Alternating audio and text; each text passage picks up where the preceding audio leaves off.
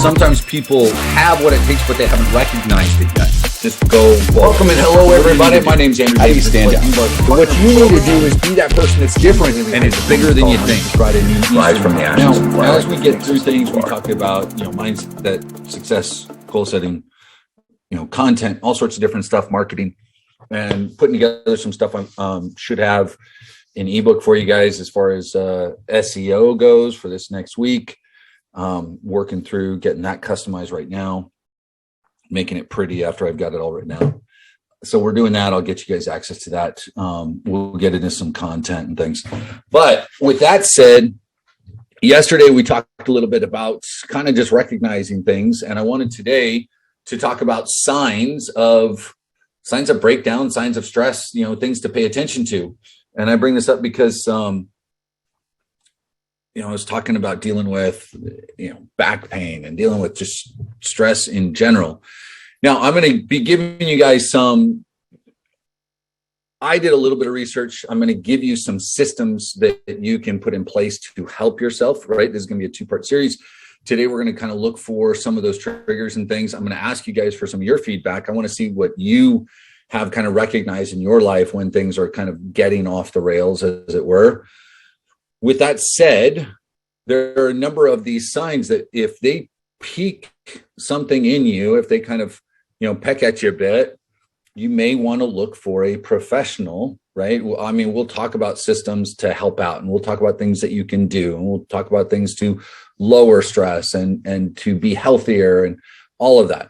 But you might be in a situation where you need a professional. Please do not hesitate to reach out to one if that's the situation that you find yourself in.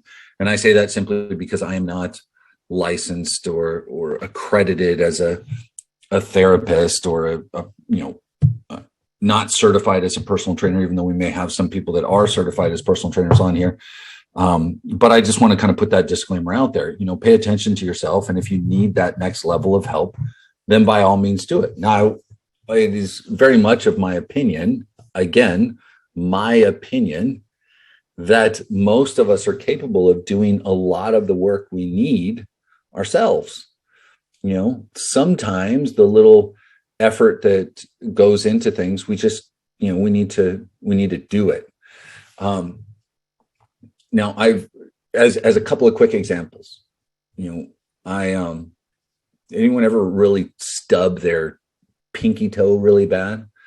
I did one time. It's just jammed it into an ottoman and looked down, and it was like sticking out like that. Yeah, exactly. Craig's doing the same thing. It's just like, that's not supposed to be at that angle. And you hear it crunch, and I go, God, that quick scream, and then you sit down and you're icing it. And I call up my mom, who's a nurse for 35 years, and I say, should I go into the hospital? And she goes, look, because of where it is, they'll put a little splint on it maybe and wrap it around the rest of your foot and then say, you broke it. Don't walk on it too much. Go ice it, right? There's not a whole lot that they could do in that particular situation. Now, obviously, certain injuries worse, but she was like, there's not a whole lot that they can do. Yeah, you can go meet with a professional, but this is what you got to do. I spent time, some of you guys are in countries that have socialized medicine. What I mean is that it's completely free healthcare. And I'm not getting into a political debate about, the benefits of, and yes, I believe, we all deserve healthcare to an extent, but I spent time in Brazil. And while I was there for about 2 years, and they've got medicine for everybody. Anyone can go in and get treatment, which is great, but it had been that way for decades. And the way that they were treating it was, if you had a cough, go to the hospital. If you had a headache, well, you should probably go see a doctor. Or you have a little bit of a fever, go to the doctor. Or like anything, you should go to the hospital, right? And I just remember seeing so many times, I'm like, no, like I just, I probably ate something goofy for dinner, different foods I'm not accustomed to, I'll be fine in the morning, right? That stuff happened over and over. I working myself to a bone. I was down there as a missionary. I shared this story, but I'd be down there we'd be walking 10, 12, 15 miles a day, and you're in the heat. And so it's like, I'm dehydrated. I need some Gatorade. I need a rest tonight, cool shower, relax a bit in the morning. I'm going to be okay. No, you need to go to the hospital, everything, go to the hospital. Well, so occasionally we would go and we would visit, a member of the church or something at the hospital that was there for serious care. And they were packed and they couldn't handle taking care of everybody because everyone was there for the simple things that they didn't need to be the hospital for. And I say that simply to say, we're going to talk about certain signs that you need to pay attention to. Sometimes you absolutely need a professional. Sometimes you need to talk to a therapist. You need to talk to a doctor. But sometimes you just need to do what you need to do. You know what I mean? Sometimes it is absolutely in your hands. And the sooner you catch a lot of these things, the better position that you're in to take care of them. So that's why I want to talk with you guys a little bit about it. So I want to talk a little bit about breakdowns, both physically, when you're starting to kind of feel some of that stress, when you're sitting at work and you're going, I'm feeling a little bit overwhelmed. But here's the thing about, a nervous breakdown. It is kind of a nebulous term, meaning there's a lot of different ways that people describe breakdowns. And some of you guys may or may not have already gone through one. And there's kind of different levels to them as well. So when we talk about a nervous breakdown, it usually refers to someone, you reach a crisis point. Normally it's in regards to mental health. It can culminate like a full-on nervous breakdown. People can pass out. You could have a stroke, a heart attack. It could just be this overwhelming sense of, I can't go on anymore. The stuff that we're talking about today is to help you not get to that point. And some of us are more likely to get there than others. Some of us, and here's different reasons. I don't feel like, at least mentally, now, it takes more for me to get there. But part of that is because I compartmentalize sometimes too much. I'll take the stress or the frustration and bottle it up, tuck it away, and ignore it until it just becomes too much, right? So paying attention to the signs for me becomes really important because I don't have much of a buildup. I just get there and it explodes. Some people, it's a little bit each and every day, and you can kind of see them slowly getting there. Right? Does anybody else bottle things up like I do? Just kind of set them aside. Craig, James, David. You guys notice something? Of the handful of women that were on video, everyone was shaking their heads. Every guy that's on video was like, yeah, that's me. We all handle things differently, but there's a reason. Yeah, exactly, Catalina. A lot of us guys, we just kind of set it aside. If you haven't yet, have any of you seen there's that book, Men Are From Mars, Women Are From Venus. But I'm going to find, there's a short video about how men compartmentalize and how women think. Like it's a YouTube video where a guy's on stage and he's kind of showing two different skulls. Has anybody seen that video? Know what I'm talking about? I'm going to find it and drop it into Skype because it's absolutely true. It gives you a good perspective on how guys think and how women think, but it's hilarious. Like you will laugh your way through it. It's a lot of fun, but it does give you perspective. And sometimes that's what we need. Too often that's what we do as men. When women ask, there's that whole thing like, what are you thinking about? Any women wonder that? You look at your man and you go, what are you thinking? Now you've heard this, and I say it over and over again, but it's absolutely true. Men are capable of sitting there and really not think about anything, or at least anything that has anything to do with what you think we're thinking about. Right? I can be sitting there completely quiet. Meanwhile, my fiance sitting next to me going, I wonder what he's worried about. It seems like he's got some anxiety. He's got that look on his face. I don't know. Is it something that I did? Are we, on and on and on. And meanwhile, I'm kind of wondering about the difference between this character in this book versus the main character in a different book. And if the two of them were to fight, which one would come out on top? And, what about this ability versus that ability? And what would I be like if I were to do, right? Like, and men will go down that road 100 times over. Right. And it may not be fantasy. It may be, something mechanical. It could be something sports related. It could literally be us sitting there thinking about nothing, or the thing that we ate 10 years ago that at a certain restaurant that we thought was good. And, are we doing that again? Yeah. Some of you women are looking at me like that sounds ridiculous, but gentlemen, can I get like a hand? Like, is that yes? Like we do that? Absolutely. Right. James is driving. right? Ryan popped on just to give me a thumbs up. Like, yes, absolutely. James is driving on the road, does long haul. I guarantee all of the men are like, yeah, that's it. That's true. Because we compartmentalize. And so this is why, especially gentlemen, you have to pay attention to when maybe we've put aside too much, because that stress still affects you. Now, women, on the other hand, I'm not even going to pretend to understand that women's minds think. I'm not going to try and get myself in trouble by trying to explain the way that women's minds think. That is not my place.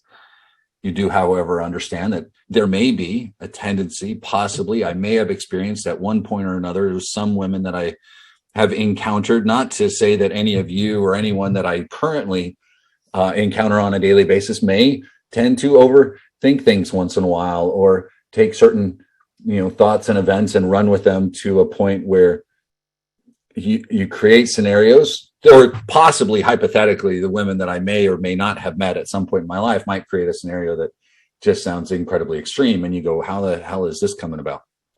Anyway, we think about things differently, and I go back over and over and over again to this level of self-awareness. You have to understand how you think.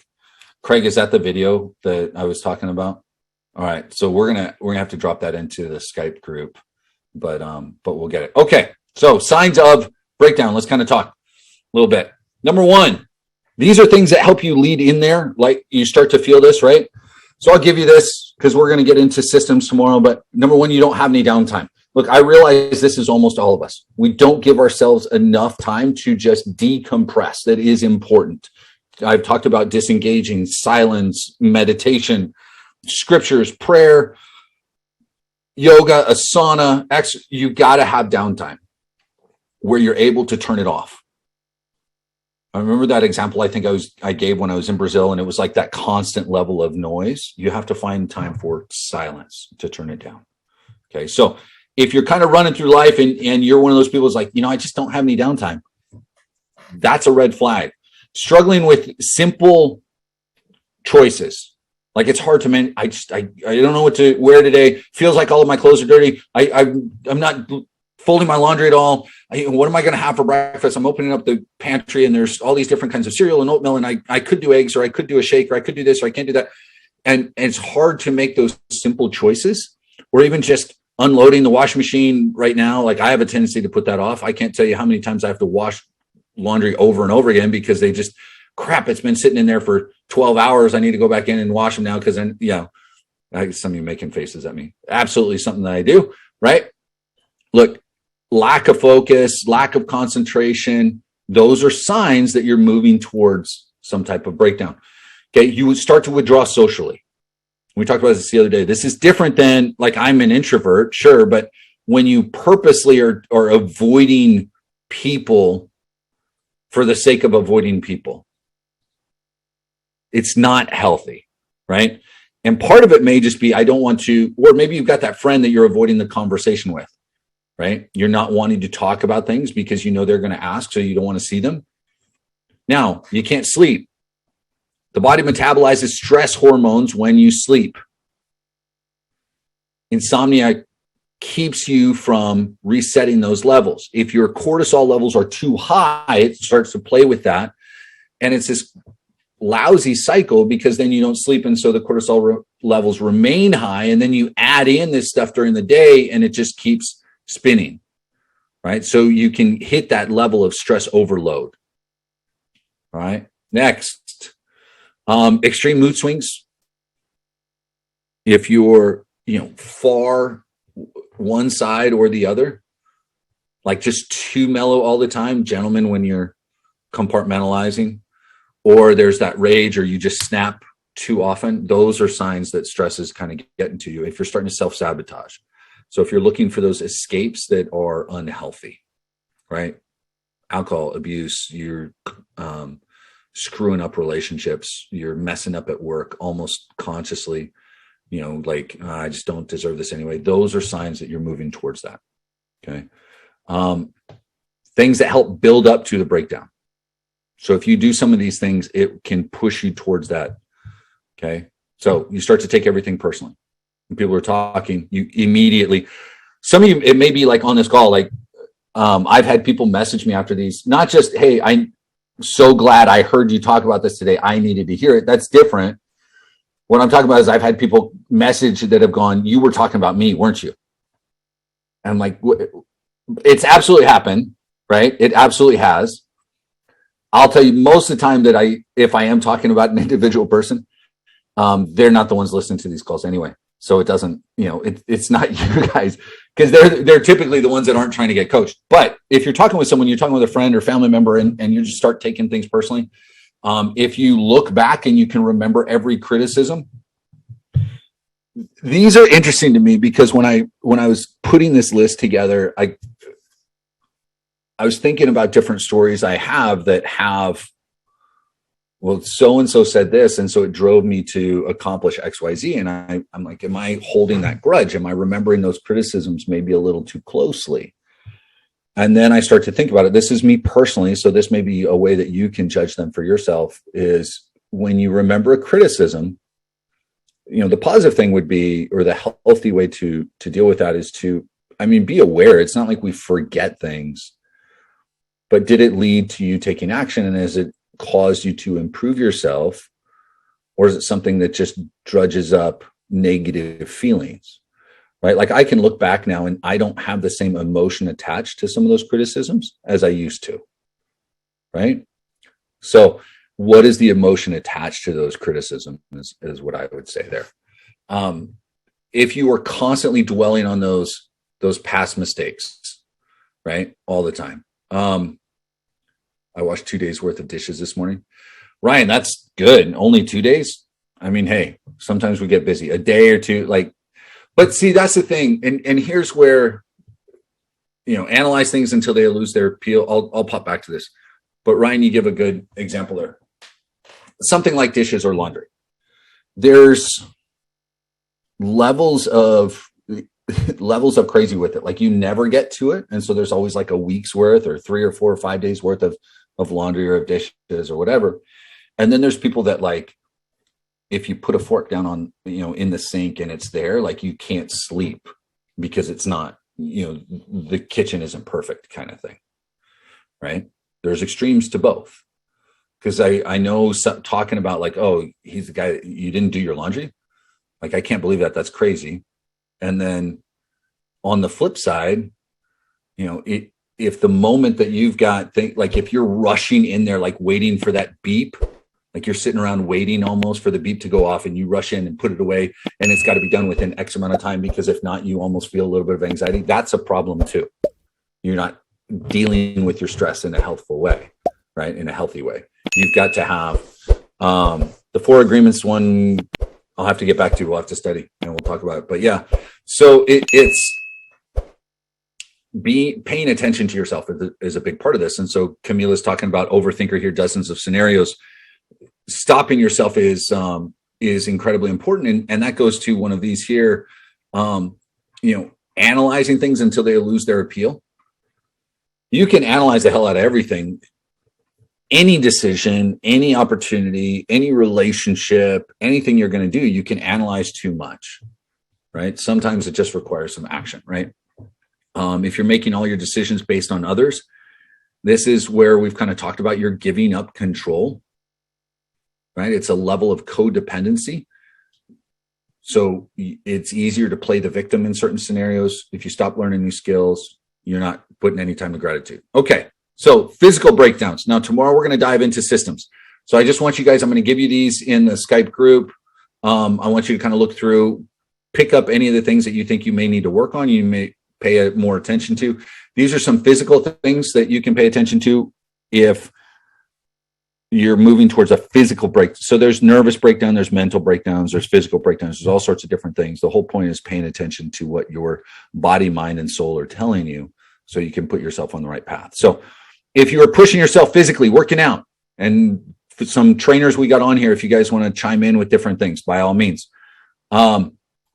So if you can barely finish your workouts on a consistent basis, like you're pushing yourself too hard, if every single time you go into workout, you push yourself to where it's like, oh, I almost feel bad I didn't throw up today, or I wasn't lightheaded and walking out. A lot of people will do that. Okay. You're tossing and turning when you try and sleep. So what happens there again? So there's the stress, there's soreness, fatigue, there's, DOMS is what it's called, right? Delayed onset muscle soreness. So you're pushing yourself to the point where there's too much lactic acid in your muscles, and then you're not stretching, or there's not enough fluid you're taking in, you're not hydrating properly, all sorts of different things. And so your muscles are sore longer than they should be. And so it's causing you problems even trying to sleep. That's something. Okay. Let me see. You're getting sick too much. I mean, you're pushing too hard. You can sweat. Yeah, recovery is absolutely as important as exercise.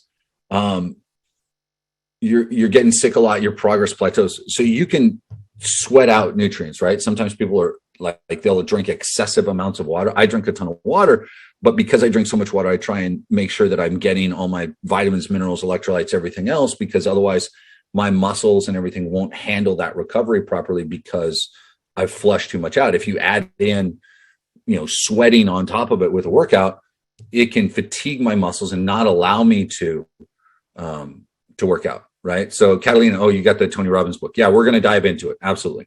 So a couple of other things. The joints are super achy. I was talking about this yesterday. Our bodies just don't, as we get older, they don't respond the same way. Right. Your resting heartbeat is out of whack. So how do I know my resting heartbeat is out of whack? Because I've taken my pulse and I check it once in a while, right? Constant digestive problems. If you're not eating properly or your body's not digesting things, that can mess you up physically. It can cause you to push towards a physical breakdown. If anxiety, stress, or fatigue feel like a pendulum, meaning I feel great, I'm super anxious. I feel good, I'm super fatigued. Right? I'm on edge. If the only way you can work out is if you have X amount of pre-workout, if the only way you can do it is, right, like you should be able to have some type of semblance of balance in between. Now, certain muscle soreness every once in a while is fine. But if I'm doing, if just one side of my body is constantly injured, then I'm overcompensating, right? If you have one kind of injury, and I was talking about this yesterday or the other day with my back pain, because I was compensating for the back pain I was feeling there, it ended up messing up with other things, right? Pay attention to your bodies is what we're talking about. So I'm going to give you guys this list, all these different things: physical stress, mental stress, nervous breakdowns, all that kind of stuff. Just look through it. Look and see if there's any signs that you've got. Make a list of your own. Pay attention to where you're at. We're going to get into some systems that you can utilize. We are going to dive into Tony Robbins' new book over the course of the next few days. There's a lot of stuff that's going to be coming at you. I'm also going to have on a couple of guests on the physical side. I'm going to look for a therapist as well, but then we're also going to do some marketing and advertising stuff. I will be dropping into the Skype group later today to give you an update on what is to come so you guys can prep. But be ready for growth. That's what I want to focus on. I want to help you guys figure out where you're at, what we need to do to improve in all of these categories. So on that note, yes, David, blessings and abundance to everybody. Go out and have an amazing day. Sometimes people have what it takes, but they haven't recognized it yet. Just go forward. So what do you need to do? How do you stand out? What you need to do is be that person that's different and is bigger than you think. Rise from the ashes and fly like the phoenixes that you